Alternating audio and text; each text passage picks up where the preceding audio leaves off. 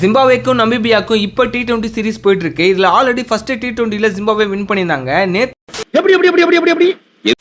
நேத்து second T20 நடந்தது. இதுல டாஸ் வின் பண்ண ஜிம்பாப்வே பவுலிங்கை சூஸ் பண்ணாங்க. இதை தொடர்ந்து பேட்டிங் ஸ்டார்ட் பண்ண நமீபியாவோட பேட்டரான ஃப்ரைலிங் 11 பந்துகளை 22 ரன்கள் அடிச்சாரு. அதை தொடர்ந்து மார்க் க்ரூகர் அண்ட் லோட்டி ஏட்டன் ஒரு நல்ல பார்ட்னர்ஷிப்பை பில்ட் பண்ணாங்க.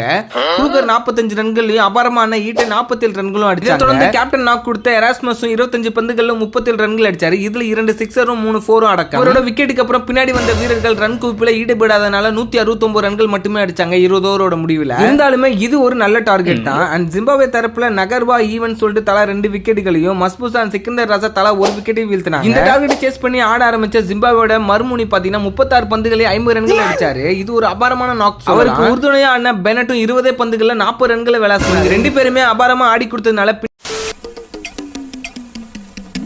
பின்னாடி வந்த வீரர்களுக்கு பிரஷர் இல்லாம போயிடுச்சு. ஸோ டெய்லர் பாத்தீங்கன்னா 26 பந்துகளை 29 ரன்களும் அண்ட் பேர்ல் பாத்தீங்கன்னா 13 பந்துகளை 24 ரன்களும் அடிச்சாங்க. இதன் மூலமா 19வது ஓவரோட முதல் பந்திலேயே 5 விக்கெட் இழப்புக்கு டார்கெட் எட்டினாங்க ஜிம்பாப்வே. இந்த வெற்றி மூலமா 3 போட்டிகள் கொண்ட T20 தொடரை 2-0 சொல்லிட்டு ஆல்ரெடி கைப்பற்றிட்டாங்க ஜிம்பாப்வே. அடுத்த T20 போட்டியில வாஷ் அவுட் ஆகாம